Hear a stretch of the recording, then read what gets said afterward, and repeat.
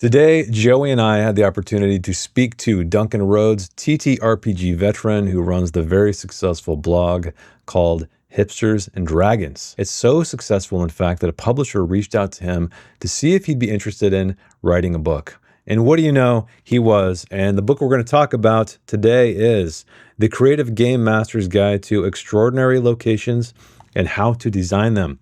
So Joey and I pick his brain about the book, what inspired it, what his writing process was like, as well as all kinds of other RPG talk. And I realized I forgot to talk about this in the interview, but this is actually our first interview ever on this channel.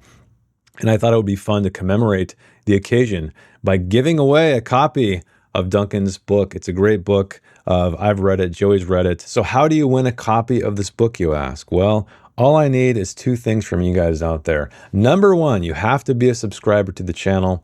And number two, what I would like you to do is design a very unique location. Drop it in the comments below. It doesn't have to be elaborate. It can be a broom closet. It can be a room in a tavern. It could be a chamber in a castle. But be evocative, be creative, and I suggest you listen to the entire interview to perhaps get some tips from the man himself, Duncan Rhodes. So I hope you guys enjoy this interview, and I'm looking forward to what you come up with in the comments below. And the winner will be chosen 1 week from the airing date of this video. So without further ado, here is our interview of Duncan Rhodes. Duncan, thank you so much for joining us here on the Adventure Archive with this interview to talk about your new book, which I have right here. We both do, actually. Really cool tome. So how's it going, man? Oh, I'm going very well. Thanks for asking. Good. Yeah. Thanks for inviting me on to chat with you guys. Looking forward to it. Yeah, I guess let's start with, in case people don't know who you are, I guess give a little bit of background on who you are, your start in the tabletop arena, et cetera, et cetera. Yeah. Well, I'll give you the brief version. How about that? So we were just talking off camera how we did the classic 20-year hiatus. Yeah. I think DM David wrote a post about this called the Unfrozen Dungeon Master.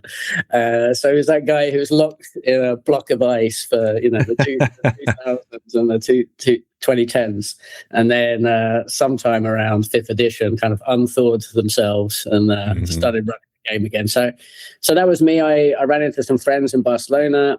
They were running a game, and there was two DMs in that group already, and I was very lucky. They were both amazing DMs in their own separate way, and it got me back in. So yeah, I immediately got super nerdy about it, and I was like, I'm going to launch a blog. I'm going to talk about it. I'm going to get more people interested. I'm going to deconstruct the kind of the nerdiness so that it's more accessible. And then I ended up doing the opposite. I just went really deep into mechanics and stuff, and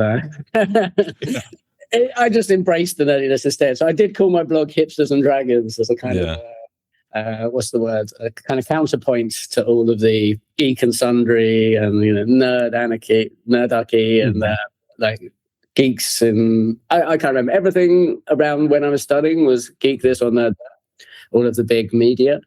And I thought, no, I'm gonna blow this wide. But I think I was probably behind the trend. it was already coming kind of cool, and the Critical Role was probably starting, and the whole audience was on board. But the blog I've kept up. Probably only have time to probably write one post a month, but they're very long form posts, like big think pieces, usually about aspects of the game or. Yeah, I did a big one on I'm in a Discord now with the Barcelona role-playing community, and everyone's getting very excited about a rules light version of D&D. And I was like, you do realize players don't always want rules light. We want some choice. We want to be able to build a character with cool options. So I did a big post about why trying to fix slow combat in D&D is you're almost trying to fix the wrong problem. Your players may not find a problem. So. That's a good point. We've run a lot of rules light games on our channel, rules medium games. We haven't done anything crazy crunchy yet, but I've found when I've gone back to run games like rules light, and then I kind of start craving a little bit more granularity at some point, right? Yeah. Not even just with character classes, but also with just the mechanics, right? So, like we're playing. Oh, go ahead. Sorry. So I played a couple of one shots recently. I think one was Warhammer, and I had my character had a big axe and a small axe, and there was a slight difference. But as long as the creatures had more than a couple of hit points or whatever the health system was, I can't remember. It was pretty obvious that my choice was the big axe. It just pay off. It was 10% less likely to hit, but you're going to do twice as much damage. So it wasn't really a choice, I selected the best option, and that's all I did for that session. If there was a combat, So maybe that's how a first level fighter plays out in D&D as well. But I was kind of used to having a 5th level bard, and having all of these spells, and even having the option to use a melee weapon, but having bardic inspiration and bonus actions, reactions, and that for me is more exciting, Yeah, so, for sure. It's all about personal preference. Yeah, that's one thing I've discovered. Even when it comes to adventure design, some people like sandboxy stuff. Some people prefer a little bit more guardrails, railroad, if you want to use that word. So people don't come to the table to think and make decisions. Yeah, exactly. Be in a situation first, and then I'll make a decision. But don't make me go and chase the adventure. So horses for course, like you say. That's one of the reasons this hobby is so fascinating. Is that you can skin it so many different ways, and I did play a rules light game that I think worked brilliantly because it's called Orbital Blues, and it's about being a depressed cowboy in space, and then you want to focus on the character, right? You want to talk about your traumas, and you want to get the role playing and the banter with the other player characters. You don't want to get bogged down in a kind of firefight that's going to take the whole of the session. Yeah. Well, let's talk about your new book. So, what inspired it? First and foremost, I think it's an amazing tome. It's not very thick, but it's jam packed with stuff. I mean, super useful things. I think the thing I appreciate it most, and we can get into it a little bit later, is how you kind of put your money where your mouth is. So there's no shortage of books in the industry that are just a bunch of random tables and how-tos and how to play the game, how to run the game. But this thing is chock full of adventures, right, that you wrote yourself too. So it's hey, here's how I recommend you to do it, but then also here's some stuff. You can check it out if you think I know what I'm talking about. But yeah, I mean, I guess what inspired it? Why now? What did you think there was a shortage of this kind of content in the industry? So actually, weirdly, I got approached by the publisher, and they found my blog, I think, and they asked me, would I like to write a book, maybe reskinning some of the stuff in my blog? And I was like, not really I don't think that's gonna really be a bestseller. So I started instead talking about the kind of content. Well, I started thinking about the kind of content I like to write and that I'm good at. And then I started to think as well, what would be interesting for people, because something like monsters is great, but how many great monster manuals are there already, and how many of the monsters in the official monster manual have DMs even used yet? Because I've been playing the last 10 years, and I think I've only used about 25%. So it's so I started thinking about what is genuinely a useful resource that games masters can always put to good use. And I thought about locations. I love writing adventures, and it's interesting that you called these adventures, because they kind of are. I've kind of disguised an adventure as a location. But what I'm doing is I'm giving games masters kind of the choice of how to deploy this location as an adventure. So it's more like a dramatic situation waiting around for you to copy and paste into your campaign world, and then use as you see fit. And I've got obviously suggestions at the end of each location. I think I call them adventure ideas. And each one is really, an excuse to go and visit that location, to negotiate with someone there, to bring something there, to steal something from there, to defend the location from a threat. So there's something, I think there's an idea for each location that probably could be used by any. There'll be one idea that you could use for a low-level party, for example, one for a higher one. Because let's say we're talking about Mammoth Hall. I'll see if I can bring it up. This is my like frost giant. Is that in front of the camera? Yeah. And I'll try to put screenshots too up here, so while we're talking through stuff. Yeah. So this is my kind of frost giant settlement. And you can't go to a frost giant settlement and get in a fight if you're like a tier 1 party. Yeah. But maybe you can go there and rescue like an orc slave from one of the longhouses, isn't it? Mm-hmm. Maybe you can go and negotiate with the kind of depressed Jarl in his kind of icy mammoth palace at the top of the hill. Mm-hmm. Or maybe you get captured, but there's a chance to escape if you can beat the frost giants at ice hockey, you know. Yeah. So I try to just put all these toys and tools together in each location, and see how it goes. And none of these locations is really like, there's 30 locations, but none of them are like one building. You know, there's like the longhouses, there's the palace, there's the sauna, there's the cave with the crazy priest.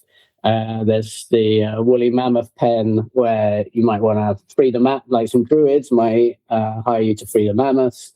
And then I think these are workshops, and so I've given, the idea was really to try and give as much value to games masters as possible, as many tools, so that they'll genuinely think, oh yeah, I'm going to use this. I didn't want to make stuff that people aren't going to use, basically. Yeah, and it's really good for showing new DMs and GMs how to do this. But like me, I've been running games for well over 10 years, almost close to 20 now. I can pick this book up, and if I have people who are just curious, like, what is D&D? This is a great book to pick up and just run your adventure ideas. Because if you have a lot of experience, it's so neat as in like in place and well structured, that I could easily run just about anything out of here in less than an hour. Not much prep is needed. So the it's already done here. And then the random tables that you have throughout it can make it interesting even for someone who's run it more than once, if they do that. So, but I have a question for, so the very beginning of the book, where it kind of talks about designing fantasy locations. Yeah. The level of, if you're reading this, Duncan, we could just tell locations matter to you. Like, it's something you're thinking about. When in your gaming career, and I know that you and Jason were icebergs. I never stopped running. But when did it hit you that, yeah, we need to treat the location with a little respect and a little bit better design and thought? Like, when did that strike you? Was it while we were playing 5e, or did it even happen before, during like AD&D days? I definitely not when I was playing AD&D. I think when I played as a kid, I didn't really learn much. There wasn't YouTube. There wasn't really resources. We were very much playing in our bubble and just copying each other's bad habits, I think. But definitely, yeah, we've been very lucky in a way that we're now all playing in this very in this conversation that's happening all around us all the time, with channels such as yours amplifying and discussing things, and there's just so many chances to learn and improve our games. I think I noticed good locations probably from the Wizards of the Coast books. I just you start to think, because I started writing things for myself, and then you want to compare yourself to like the best and the official material. And I was like, wow, there's some really good maps here of really interesting places. So they're not just the cliches, you know. I'm trying to think of some good examples. Well, the keys from the Golden Vault, I really love the like Nine Hells Casino. I don't know if Yeah. That's a brilliant location there, and it's got a theme. It's underground. It's a casino in a different setting than you're expecting. It's got a water feature. Always put a water feature in your maps, guys. Always makes it better. We've got a waterfall, which is great. And yeah, there's some cool characters in there, and it's set up perfectly for a heist. But you could even just go there and spend some downtime. It's such a cool place to hang out. So yeah, I was definitely looking at a place like that. I think as well, things like Game of Thrones, you think they don't just go to like boring places, right? I mean, Winterfell is a really fascinating place. It's kind of on such a big scale, and I'm trying to think of the Lannisters' home that got burnt down, you know, living in like this castle that's been melted by dragonfire. That's quite an interesting idea. Yeah. And that's a low fantasy. So when you're playing high fantasy, you've got even more opportunity to kind of make things a bit more magical and mysterious. Yeah. And that's a good example, because I'm not a huge Game of Thrones fan by any means. Like I know names, but I don't know what they belong to. Like Castle Rock, I think, is a place. Yeah. I think I was getting confused. That's actually the Lannisters' actual home, but there was another one.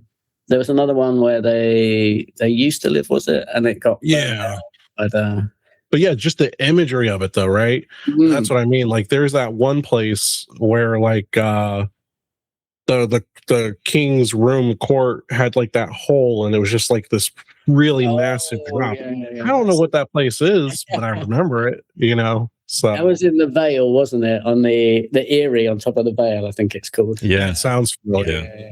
And the moon door, was it called? Yeah, you're right. Yeah, the moon door. Yeah, it's all coming back now.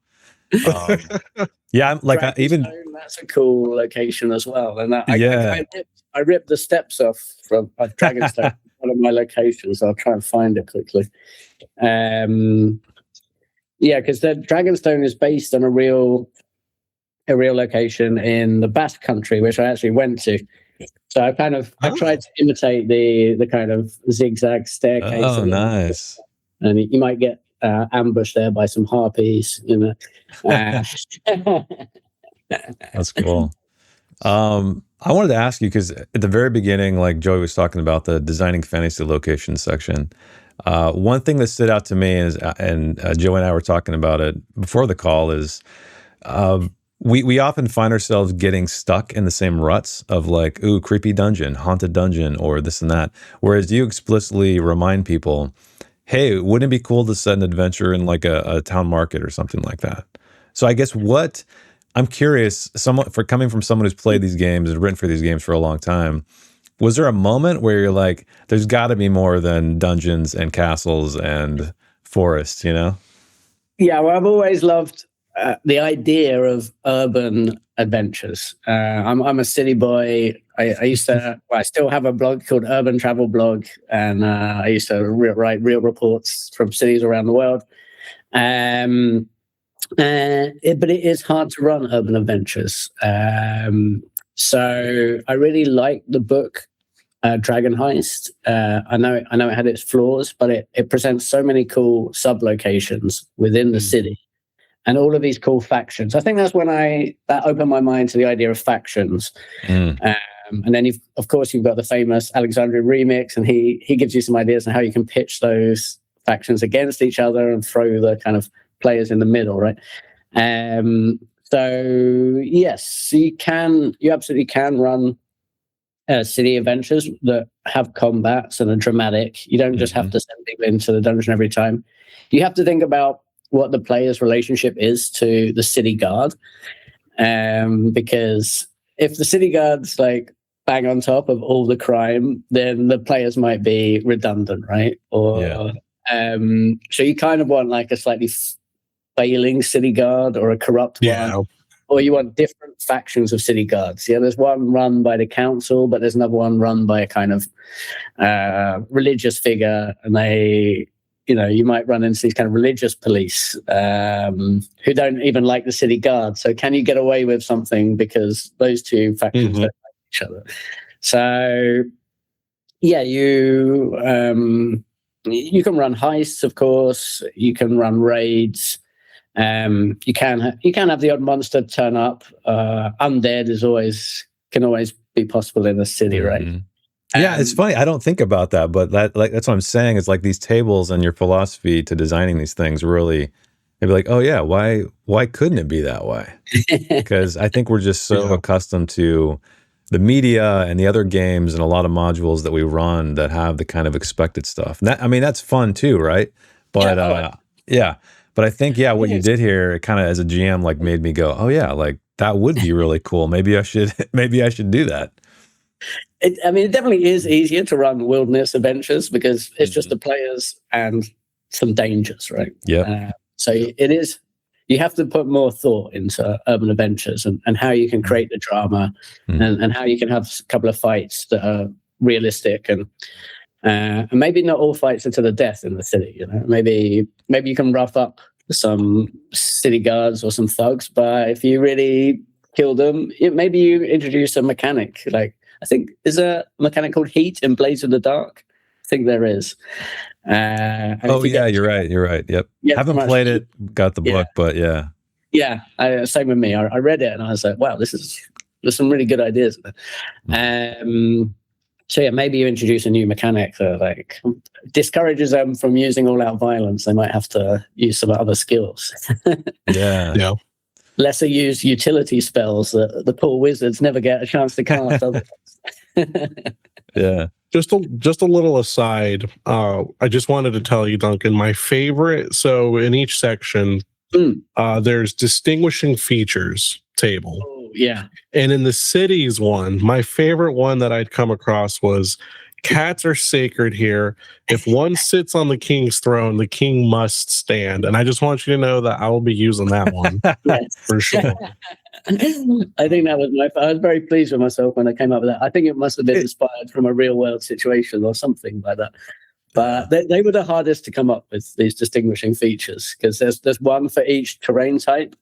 There's 9 terrain types in the book, and there's one in the general designing location tips chapter. So there's 10 in total. And I was definitely running out of ideas towards the end. And when Duncan says one, he means one table. So like you're rolling, not just one idea, but one table of ideas. 20 results on each table. So They're all great. 200 distinguishing features you can use to kind of make locations stand out a bit from others. That's crazy. I mean, what was the writing process like for this? Did you decide I want to cover all of the major sort of locations like cities and wilderness and stuff, and then come up with tables, or what? Because there's so much content here, and I'm just curious, like, how did you wrap your head around it? Where did you start? What inspired it? I was intimidated by my own pitch, I have to say. I actually pitched 35 locations, and then I asked the publisher, can we roll back on that a little bit, please? Because this is more intense than I thought. I started just listing like ideas, brainstorming. I was already talking with the publisher before we signed the contract for a couple of months. So I'd been on holiday, I'd been making notes. And then we kind of signed the contract, and then it was to work basically, and it was just super intense. The hardest thing was designing the maps, because I'm really fussy about maps. I didn't want to just throw down some like grids. I wanted locations like this that kind of look beautiful and have circles and like colonnades and interesting features. This was a nightmare to design, like how this all fit together. Oh yeah, definitely. That's a whole urban playground you can go into. That's a night market for the listeners. So yeah, I would sketch them out to the hex, to the square, and then hand them to a very talented cartographer called Arturo. He's since worked with Wizards of the Coast. Wow. He's a super talented guy. And he made them look kind of, I think, beautiful. I hope you agree. Yeah, they're great. Super detailed.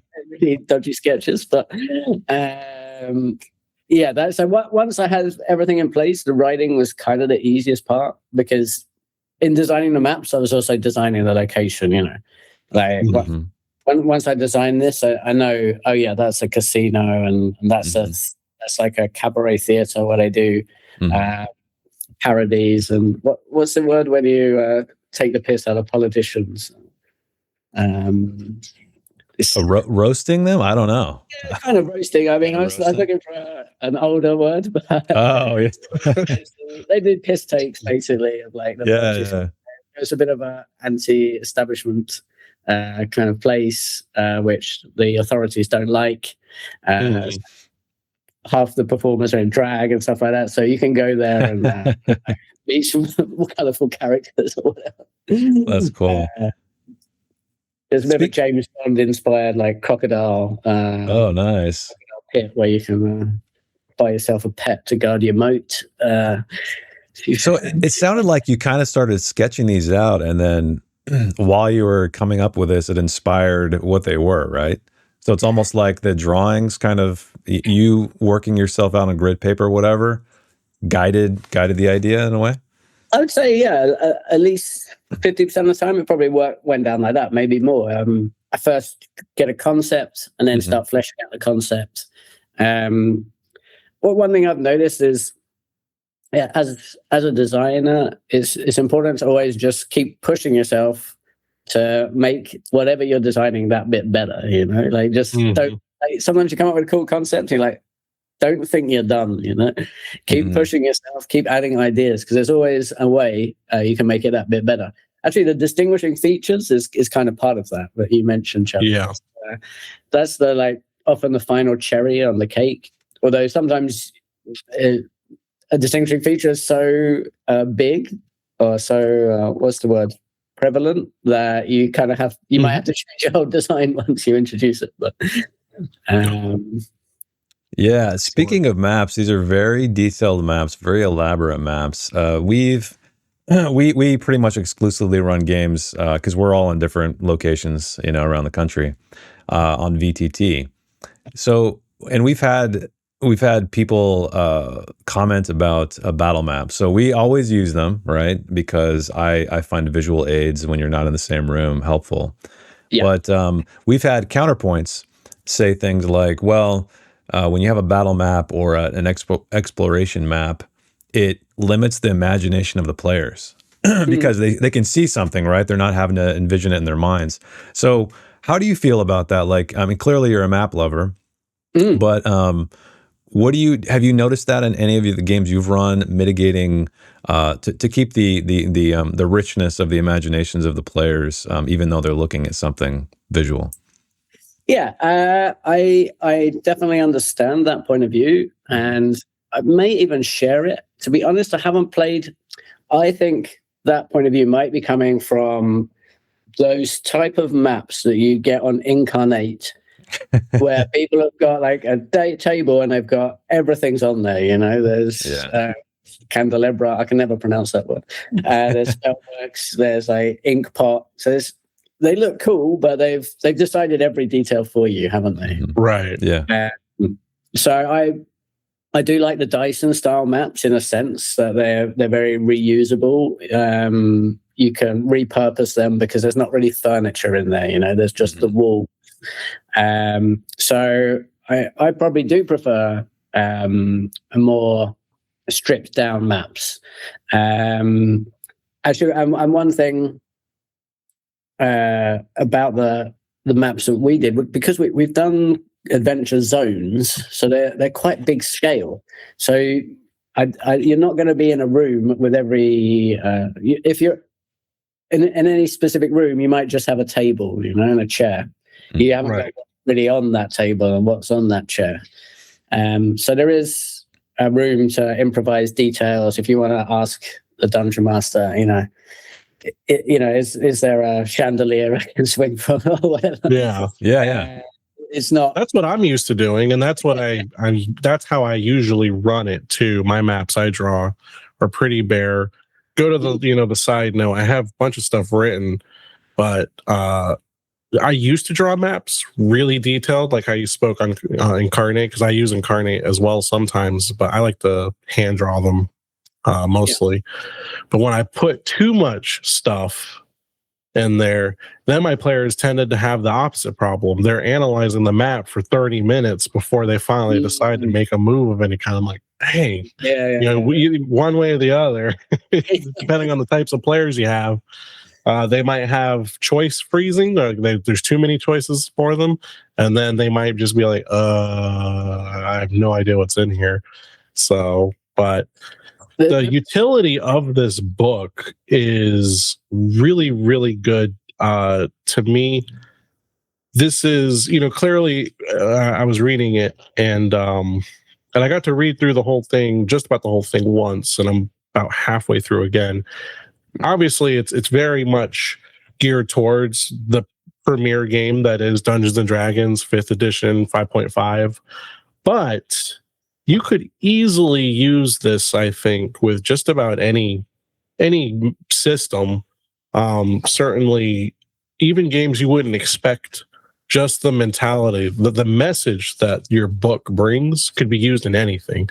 For example, I think the type of knowledge you would gain from this book would be helpful when running more serious games like Blade Runner or Alien RPG, because location is super going to matter for everything. It's all about like the atmosphere, right? Like how does this feel right now, more so than anything else. And I would tell the viewers, I recommend this book just to start exercising your brain and thinking this way, because this book, I'm not trying to gloss you up too much, Duncan, but this book has actually already helped me personally, because like I'm a map maker. I love making maps. But one thing I noticed while reading your book is, let me look at the last 10 maps that I made. You know what? They're all kind of pretty much the same damn map, other than, I mean, it's very clearly different, but I'm not being imaginative enough. And for me, it was the distinguishing features table that really, so like, for instance, when I saw that cat one, I was like, okay, when I draw my next throne room, I'm going to put cat statues in there and stuff that just says, hey, if a cat gets on the throne and the king stands up, anyone who's not from that kingdom, it's going to see the cat, motif going on, and they're going to be like, okay, this is strange to me, but I can understand why this is happening, that kind of thing. So even though the book is geared towards use with 5th edition stuff, its utility definitely expands beyond that. Was that something you were trying to do? Yes, I think halfway through, I realized maybe I started doubting myself. I was like, are people really going to use my locations? You know what we should add is like how to do this yourself, because every games master likes to do things their own way, right? Mm-hmm. We kind of almost don't like being told what to do, basically. So I did think, I started thinking to myself, let's expand the concept of this book to be not just a book of locations, but a book about designing locations. And if you do page count, it's probably 90 or 95% the locations, and maybe 5 or 10% the advice. But I think if you do value added or value that's going to bring to you as a GM, it's probably 50-50, maybe even more for that 5 or 10%, just because we are the people that like to create our own things, and having these tools. I mean, I have to refer back to my own advice all the time, because it's all very well knowing a few things in principle, but if you don't write it down and have it as a reference, you're going to forget even your own advice. I'm not going to come up with this. These distinguishing features table were a result of several hours of brainstorming. They're not something I can just come up with on the fly. Yeah. So it's really handy for me to have this as well.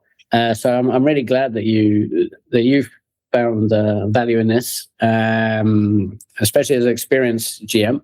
And yeah, I think it's going to be. I'm really glad that we added that to the book's remit, because I think it makes it a much deeper and more relevant book that GMs are going to hopefully really enjoy taking from their shelves time and time again.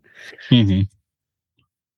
Yeah, I noticed in the to go back to the beginning again, the tables and how to kind of like A to Z go through and create locations. More stuff that just never came to mind, like building material table. Right. Yeah. So it's stuff like that really, because I mean, you could go and roll down these tables and come up with something you probably, of course, would never have thought of on your own. What I guess, I mean, it's obvious when you think about it, but when you're in practice, I feel like I'm not thinking about what a building's made of. So our brains are easy, right? We have temple, and then all of the cliches of a temple comes to our mind, and we start writing down the exact paradigm of a fantasy temple. Mm-hmm. Yeah. We don't even think about really what god is being worshipped there, and how that would totally change the setup. Like a god of knowledge would never just be a temple; it would be a library, right? Mm-hmm. Right. A god of the sea might be maritime insurance. They might they sell insurance for your boat, or they sell you a priest, rent you a priest, and the priest goes on a journey with you. And it's a great idea. Yeah, that's what I'm saying. Like all these really, it's just like little keywords that really inspire. Like even there's a locations theme table. So either phrases or single, terms that really are going to help kind of wrap your head around what you're trying to create, or commerce and fortune, rent a priest. That's there you go. Mm-hmm. When I looked at the building materials table, when we just spoke about it, like just to show how inspirational this book can be, I saw amber, resin, and wood. So my mind immediately thought, you know what, I could make a wood elf village, right? But their temple is made out of wood that has like resin and amber inlaid in it, and that would be like a really cool, unique look. Kind of like you guys have seen those tables where they take a tree trunk and they put resin in it. Oh yeah, it looks all nice.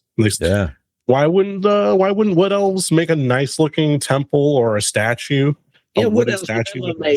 They would never make a clunky temple out of stone, would they? It would be this beautiful, organic, sinuous thing that kind of melds in with this natural environment.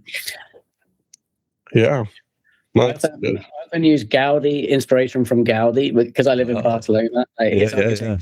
Of inspiration for me. If ever I want something that just breaks the norm of architecture, I just check out some of his buildings. What would you say, I guess, if you could give GMs advice on, think about locations. Locations are very important. Don't sort of put them on the wayside. Put some thought into it. Clearly, your book is helping people do that.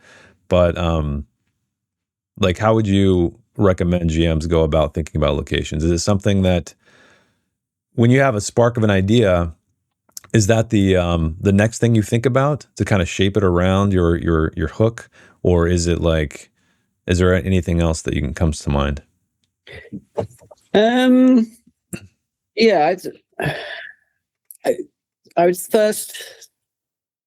What's the I guess you want to think about what purpose the location is going to serve in your adventure, and how's it gonna create a sense of wonder when, assuming you're playing a fantasy RPG, what makes fantasy RPG fantasy? It's not swords; they're from real life. It's not medieval villages or even castles. What makes fantasy is the weird and wonderful worlds that we explore. So you really want to get across something different. It doesn't have to be like totally out there. I'm not a massive fan of like really whimsical high fantasy where everything's floating and you travel it right or something. I mean, some people like that, but just think about, how is it going to be totally different to any other location the players have visited? I think that would be the first start. And then the other one thing you have to always do as well is think about what is the drama that's waiting at that location. Like, sometimes you come up with this amazing concept like, cats are sacred here. You go to the temple, the cat sits in a chair, the king stands up. Great. Like, it's fun, but it's not an adventure, right? It's then you have to think where's the drama there? So I just thought, what if the cat, like the king has to sit in his throne to make some kind of decree, but the cat won't leave? So there's the drama. Got to get that cat off of there, but you can't touch it. It's sacred. You can't touch it on the throne. How do you get it? Sorry to interrupt. I just thought. House, Or maybe you need to like punk the players, and like the cats are sitting in their chairs, and they don't. Maybe you've given them a chance to know this, or the statue is kind of you give them a little religion check. Okay, you think cats are sacred and you shouldn't touch this cat, but if they fail that check, you don't tell them anything, and now they have a chance of creating a faux pas. That's still not an adventure, but it's an encounter, right? So you want to just keep developing potential causes of drama and adventure in your location, like what can happen to unlock the drama and set things in motion and create tense situations that might spill into violence. That's always the most dramatic thing that can happen in an RPG usually. Don't just create something that looks and sounds nice but doesn't have any adventure baked into it. Conflict is at the center of, I think, what makes these games fun, and I found personally that the players that I've run games for mostly, they're less of a find adventure. They're more of they need some kind of hook. I imagine, I know, going back to the cat example on the throne, like what if somebody in the throne room shouts, about get that cat off first of all, you're captured by the wonder of like, why is there a cat on a throne? But then somebody has a dispute against it. And so you're kind of thrown into this whole thing. So a sense of like I agree with you. I'm more of a fan of more grounded, slightly lower fantasy settings, but injecting little things like that to create a sense of mystery or wonder, I think, is enough of a differentiator, because like you said, you could go way off the rails and have these floating, castles made of ice on floating islands, and it just gets a little too out there. And some people like it. Reality a little bit. Yeah. But I wanted to ask you too, environmental storytelling. So clearly it's very important to you. The one thing that really stood out while I was flipping through this book is in the city location, there's this fallen idol that's at the centerpiece of the town. I immediately so I'm playing Elden Ring right now, and there's all kinds of stuff like that in there, where there's something has happened and you're arriving, and why didn't they change it? Why didn't they fix it? Why didn't they remove it?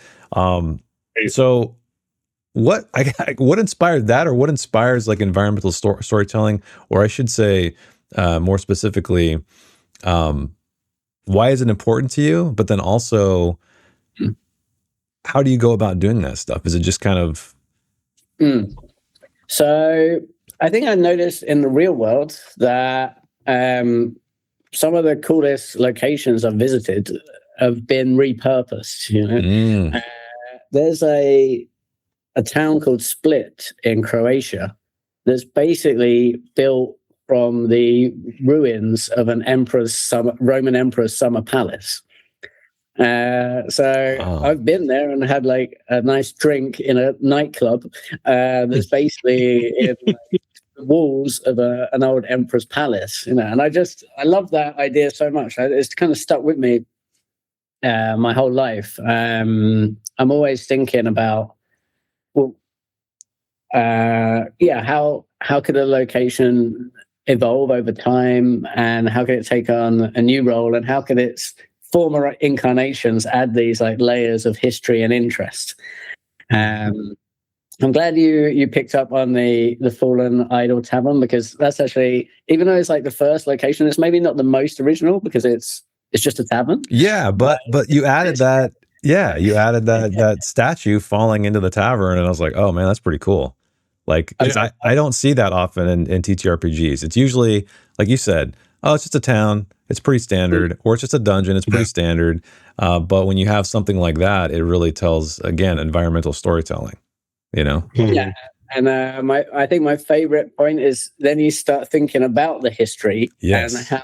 And so I came up with this headmistress so this tavern this statue used to belong to a religious school, and the headmistress of this school was a real disciplinarian. Is that how you pronounce it? Disciplinarian, yeah.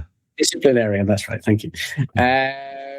And her spirit still lives in the tavern. And if you swear anywhere in the tavern, she kind of slaps you around the face and finds you a piece. This, for me, I'm looking forward to like using this as my new base in my Waterdeep campaign, because being able to find them every time they swear is going to be a lot of fun, I think. Yeah. I'm probably going to put this exact tavern when I run our Dragonbane game of Arkan, because it's a cool tavern. Yeah. And Arkan's a big city in that game, so it can fit in there. It could be somewhere in there. Why not? I designed it as a kind of home base, it's a very idyllic tavern. It's got like the cozy lounge room. It's got the big tap room where you might get into a fight with the statue of the Fallen Idol, and then it's got a few extra facilities. So yeah, it's some cute private room in a tower. So definitely, and a games room for like.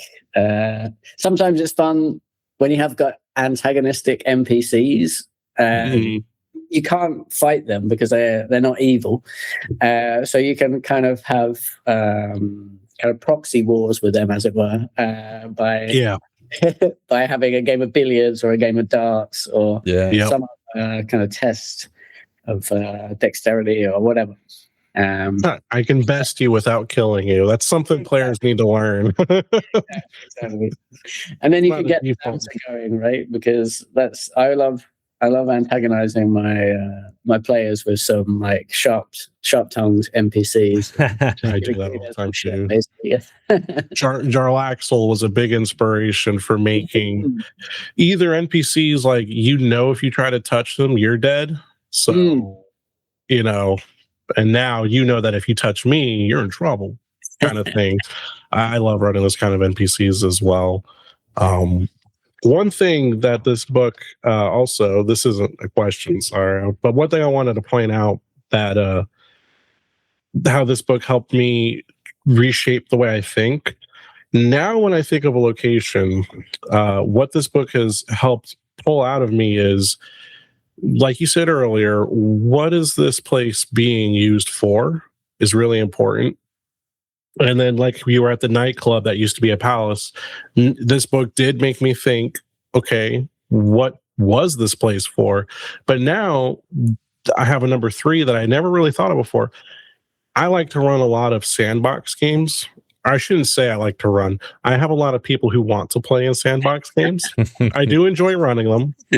But now I have that third thought in my head that I've kind of gathered from going through this book.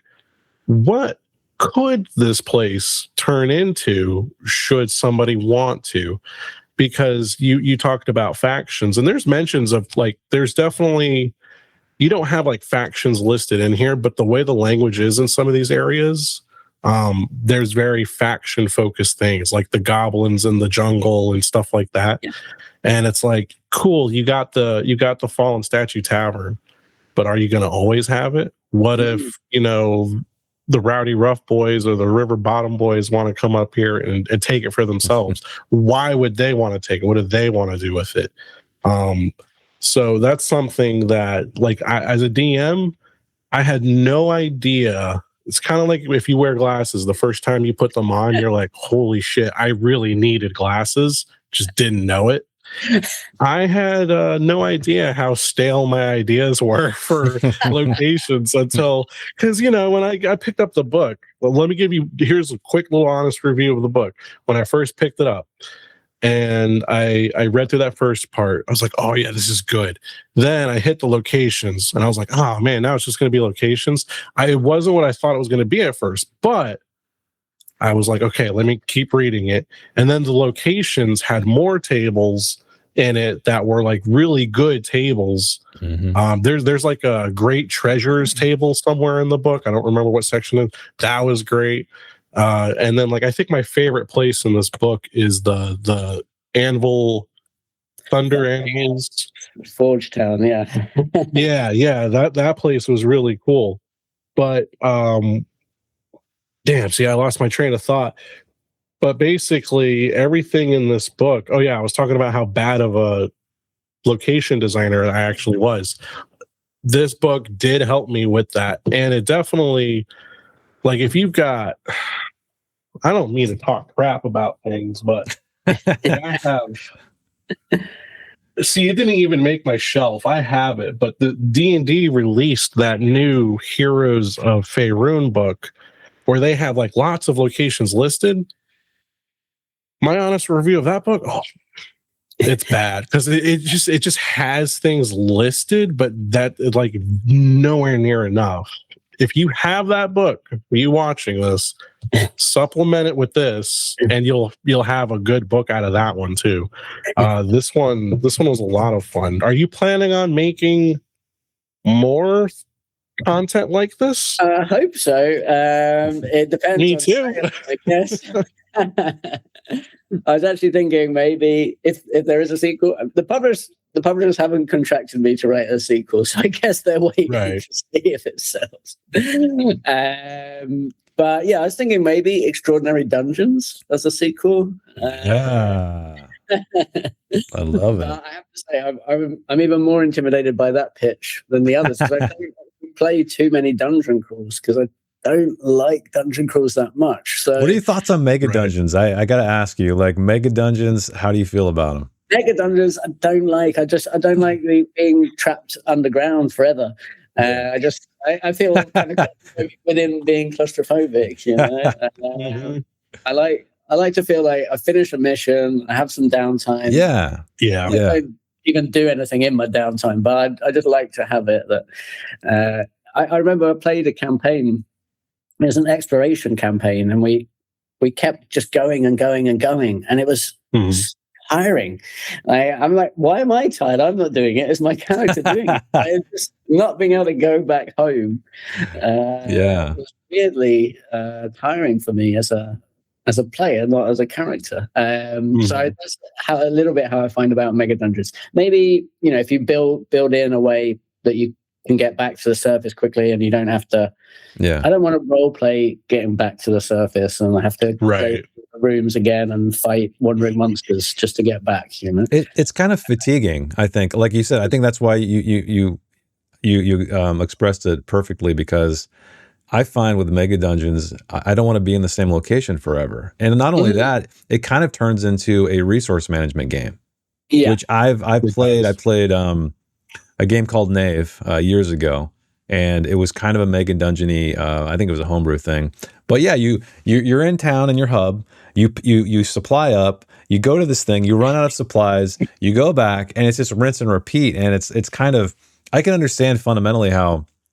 Oh yeah, it's dangerous, right? There's so many traps, and it's an endless underground area. But also in the while you're playing it, it just gets kind of boring. At least it does for me. Not hating on any mega dungeon lovers out there, but no, I mean, a lot of people love a classic dungeon crawl, but I do like.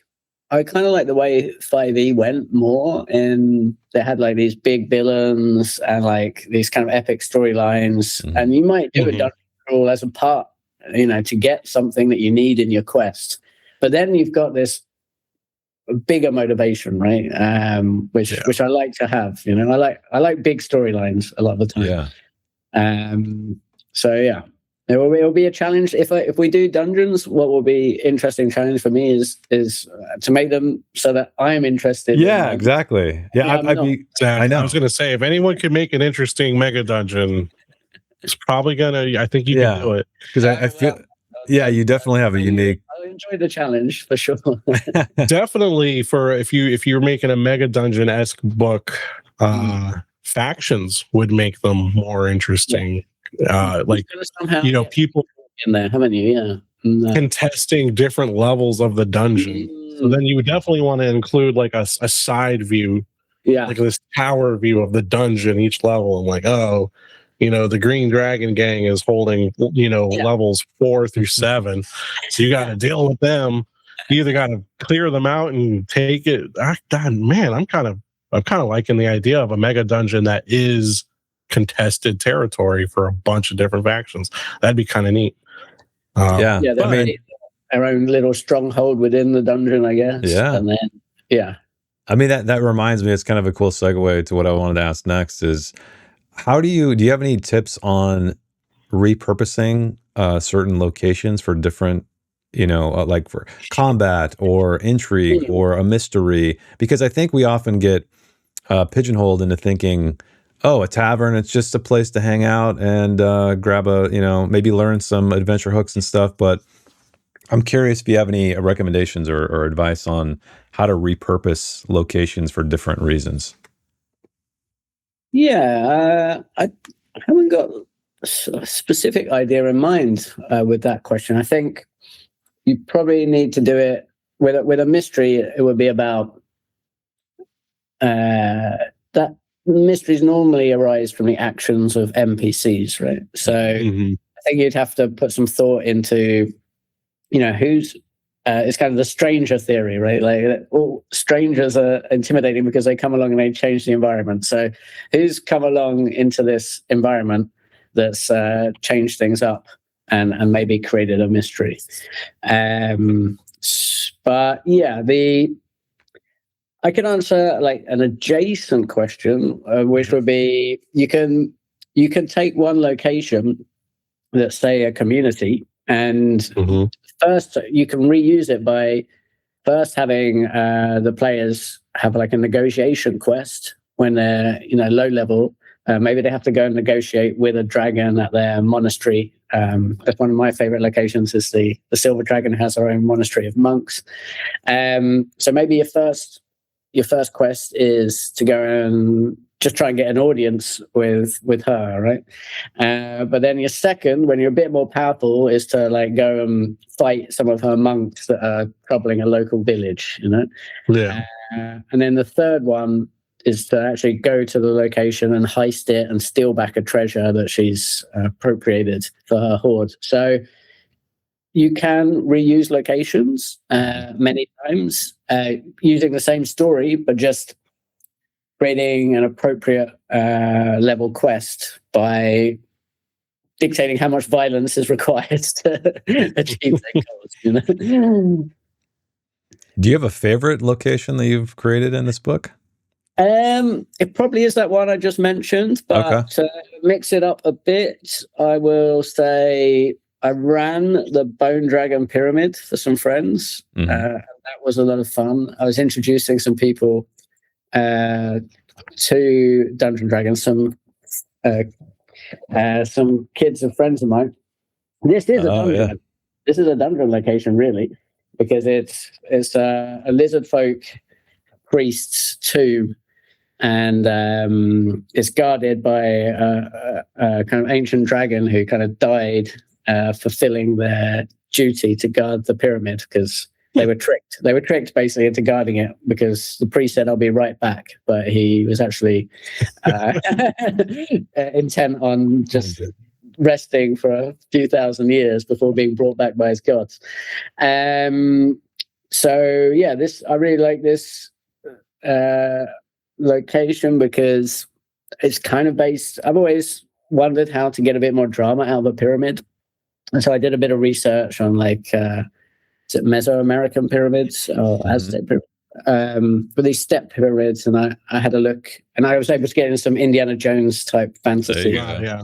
The Mayan pyramids. Run the rolling ball trap, but I never have, So this was fun, wasn't it? So it worked fun, really fun as a dungeon, and I love water on a map. So anywhere you have to arrive by boat is always good because you can have any kind of monsters like threatening to knock them off their boat. Mm-hmm. You can have the boats cut loose while they're in the pyramid. I mean, they could be stranded. Exactly. Yeah. Yep. Well, I agreed with you early on when you made that, like, it was a joke, but no, for real, put more water in your maps. Water is important. Like everybody needs water to survive, so it should be around somewhere in some capacity. It always looks good on a map as well. I don't know why. Yeah. If you want to go to the extreme, make sure there's a bathroom or something. People got to use the bathroom, right? Cool. Well, I mean, I want to be conscious of your time, but I know we've been going about an hour. Is there anything else we wanted to discuss? Joey, any questions? Duncan, anything we didn't cover that you think is important for people to know about this book? I got one question. Oh, go ahead. Well, maybe we should just mention that the maps, you get a QR code. So Yep. The digital maps as well. Digital maps. Amazing. Yeah, I'm so glad. There's two versions of each map. One with the grids taken out, so you can kind of resize it, and the labels taken out so that the players can't necessarily see. Know what? Yeah. I wonder if something important there. So just a bit easier for VTTs. That was the idea, at least. So hopefully that works out. I don't play much on BTT, so you guys have to. Oh, really? Okay, so you're more of an around the table guy. I do. I do play one campaign as a player, and my friend draws really ugly maps by scrolling on Roll20. They work. We don't care. Yeah, it's different for sure. I mean, I think I love it for different reasons. Like there's a certain energy around the table that just isn't there, when you're on a video call. But I don't know. Just my current situation, all the guys and girls I've met recently, like they're in different locations, so that's how we got to do it. But it's still fun. Yeah, you have to lean into the advantages. I do feel like sessions need to be shorter online. Yep. The energy's not there, but in person I can play all day. But, same. I miss all day sessions. We used to do those. Yeah. And everybody became an adult, and I know, being an adult. I know. What the heck, man? We're ruining all the game time. Yeah. Did you have something? I want to ask you guys as well.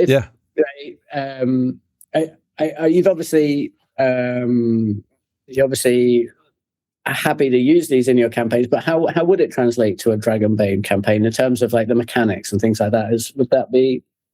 You'd have to do a bit of work, right? With it's not like every single location has like a monster stat block, but there's I'm not afraid of So stat blocks in Dragonbane are pretty simple, and there's a bestiary. So I mean, there's plenty of equivalent creatures that I would just probably fit into that pretty simply. But even like if you do have to create a monster, like stat blocks in Dragonbane are quite a bit simpler. Like for instance, they have just monster attacks, and you just list them out. And it's a random attack. They always hit.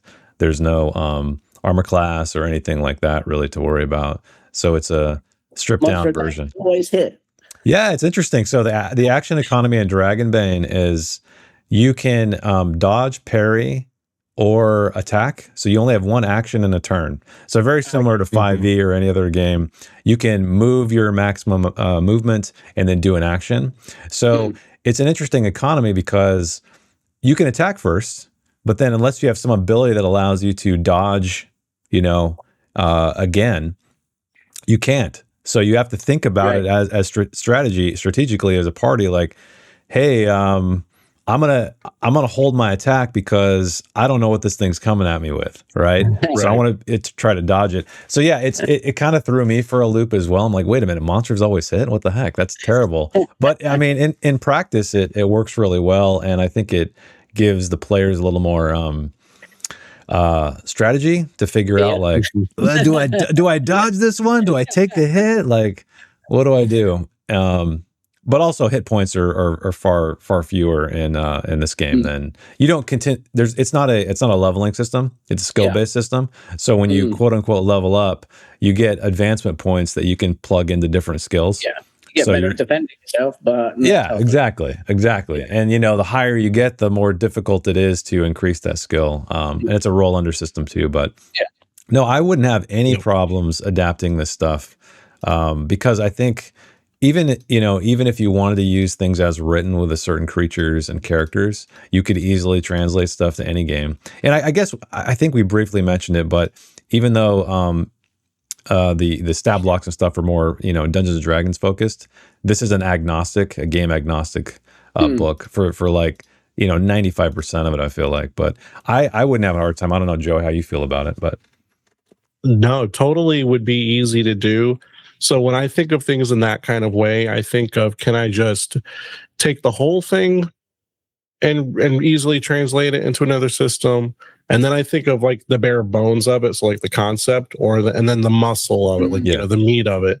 This one for Dragonbane, I could totally just one for one, just switch out, like Jason said, equivalent things for like the games room, like the beer pong and billiards and darts. That's gonna be easily skills that I could translate, or just the base stat. Like give me agility check for the darts. Yeah. As a bare bones concept, though, I could easily, like just thinking off the top of my head, let's say I was running Cyberpunk Red, right? Like, where the hell is Joey going with this? How does Cyberpunk Red fit with Fallen Idol Tavern and Guild? But let's just say, I got a Cyberpunk game coming. The story ideas you have written here, I could translate that into Cyberpunk Red. Okay, into a different genre. The Fallen Idol Tavern, instead of a fallen statue, what if it's like a nuke that landed and there's just this nuke that didn't go off and they built this nightclub around it? What a relaxing place to have a drink. I know. And they party hard, and once a night they do like they put the subwoofers on max to really shake the whole up and see if it sets off the bomb, and everyone there doesn't care because it's like, we're having a good time. Who cares? If we die, we die. So like, just to give an example in person during this interview, that's how you can get inspired by this book, because here is a fantasy kind of theme thing, but I'm like, shit, I could use that for Cyberpunk Red. Like, that's how much utility this book has. I know I keep using the word utility, I can't think of a better word, but that's what I think proves really well why I have enjoyed this book, and I hope you get the opportunity to make something else for sure. I do have one little question that you can answer it as fast as you want.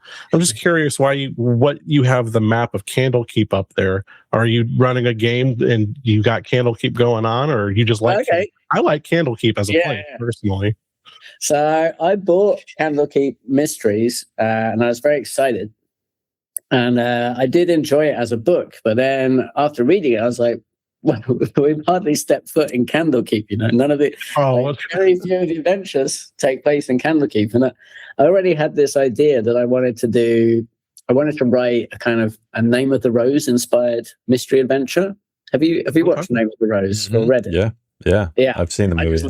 I love it. This kind of closed community in this like wintry, remote monastery, and people start dying one by one, and there's all this like religious iconography and symbolism, and then there's this kind of logical monk trying to like decipher it all. So yeah, when I saw this map, I was like, this could be similar to the monastery and Name of the Rose, right? So this could be my setting. Yeah. So I wrote my murder mystery based in Candlekeep. I'll send you guys a copy. I hope you like it. It's a I watched all of the. I watched Name of the Rose again. Obviously, I watched was it what's that? Glass Onions. What's the first? Knives Out. Oh yeah. I know that. Agatha Christie. Ones I read. I think I read some Sherlock Holmes, and so I started getting really deep into like how to write the perfect mystery. Not saying I achieved that, but I wrote a mystery that I'm pretty satisfied with, where you can really do detective work in Dungeons and Dragons. You know, it's not like, I'd love to read that. It's not just like roll a perception check and you find this and you've solved the mystery. You know, you've got to find and decipher several clues. And there's also like a web. The best mysteries, they've got the mystery you have to solve, but what makes it hard to solve is that there's all these other mysteries intertwined with them, and you've got to decipher which ones kind of are relevant. You know, the fact that these two are having an affair, is that actually relevant to the murder, or is it just something they want to hide? So in my adventure, you've got the great readers, and they're basically a rotten lot, and they're all vying to be the next Keeper of Tomes, and then the Keeper of Tomes dies just before revealing his succession plans. So that I stole from Knives Out. I think that's the thing with Knives Out. Yeah. So then you've got to untangle all the lies of the great readers to try and work out what really happened. Oh, that's cool. Wow. I'm glad I asked. I saw Candlekeep and I'm like, of all the locations in the Forgotten Realms, and if we're being honest, Candlekeep is part of the Remembered Realms. It's everything else around this that's the Forgotten Realms.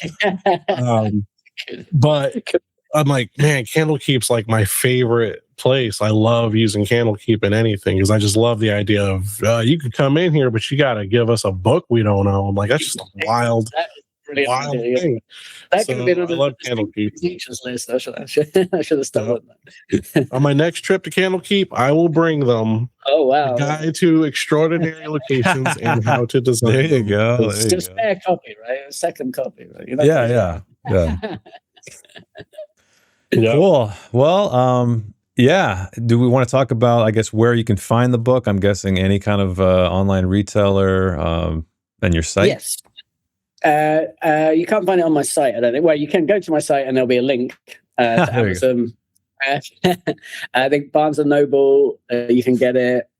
Indigo, I think, is a Canadian bookshop. I think, and it will be in Target, apparently. Oh, wow. No, it's not yet. So don't wait, guys. Go and get it now. The Foreword by Ed Greenwood. Oh, yeah. I can't believe. That was, very much the first thing I really read was the foreword, and that gripped me in for the rest of the book. How did that come about? Was that something that the publisher did on behalf, or is that something that you reached out to Mr. Greenwood to have him write a foreword? So yeah, I reached out to Ed, and I think he's such a nice guy. He'd actually read my Candlekeep Murders story already when I sent to him like 5 years ago, and so I had his email address, and I was like, I need a foreword for this book to get a bit more, gravitas. Who can I go to? And I was like, he was obviously my first choice because you're talking about locations. Yeah, who better than the guy that pens the Forgotten Realms, and the fact that he'd already been so kind as to read and comment on my Candlekeep Murders adventure meant I thought it was worth a try. And first couple of emails, I didn't get a reply, and I was like, oh well. But then it was like, oh, sorry, this got into my spam. Of course, I'd love to write a foreword for you. And awesome. And it is the perfect introduction. It just gets you excited. It is for what's coming. Yeah. So yeah. Elminster himself. Yeah. Thanks, Ed. Yeah. That's awesome. I was just curious because I was like, that of all the people, that's like that's pretty damn. That's cool. The guy. Yeah. I feel a little cooler talking to you because, like, oh, who emailed Ed Greenwood? Like that. I was like, man, Ed Greenwood, holy shit! Like that's. He replies to like tweets and things. If you got a question about the Forgotten Realms, and you're just like. He does, and I love that about him. Yeah. It could be about anything, and a guy like him. There's got to be times where he's like, "Oh shit," I didn't think of that, but we're gonna make it canon in the realms now because I want to answer that question. Yeah, You could almost get yourself written into the Forgotten Realms by asking him a question, like a leading question that forces him to create something to answer your question. Yep. That's great. Cool. Well, on that note, Duncan, man, thanks so much for taking the time to talk about your new book. Yeah, highly recommend it. We'll drop all the links down below in the YouTube description and the pinned comment, so you guys can go pick up a copy. So I guess we'll leave it at that, and we'll just be eagerly awaiting the follow-up, the dungeon book, the dungeon book. So yeah, buy a copy. So make sure we make sure that book happens. And cool, guys. Well, thanks again, Duncan. Enjoy for Thanks, hanging out. guys. All right. Let's again sometime soon. I think. Yeah, definitely. Soonish.